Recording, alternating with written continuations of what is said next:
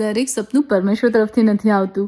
દરેક સપનું પરમેશ્વર તરફથી નથી આવતું. કેટલાક સપનાઓ પરમેશ્વર તરફથી આવે છે, કેટલાક સપનાઓ શૈતાન તરફથી આવે છે અને કેટલાક સપનાઓ આપણા અંદરથી આવે છે.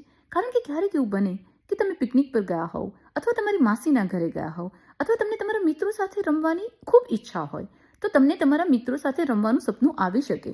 તેનો અર્થ એવો નથી કે પરમેશ્વર તમને કહી રહ્યા છે કે જાઓ અને મિત્રો સાથે રમો. આ સપનું તો તમારા મનની અંદરની ઈચ્છામાંથી આવી રહ્યું છે.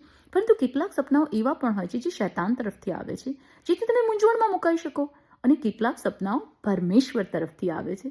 જે સપનાઓ પરમેશ્વર તરફથી આવે છે, ભલે તે ચેતવણી રૂપ હોય, તો પણ તેમાં પરમેશ્વરની શાંતિ હોય છે. અને તમારી આત્મામાં તમને અનુભવ થશે કે આ સપનું પરમેશ્વર તરફથી છે. તમને અંદરથી લાગશે કે હા, આ તમારે કરવું જોઈએ. જ્યારે કોઈ સપનું દુશ્મન તરફથી આવે છે, ત્યારે તેમાં અંધકારનો અહેસાસ હશે. પરંતુ આ અંધકાર શું છે તે જાણવા માટે તમારે પ્રકાશ એટલે કે પરમેશ્વર સાથે પરિચિત થવું પડશે.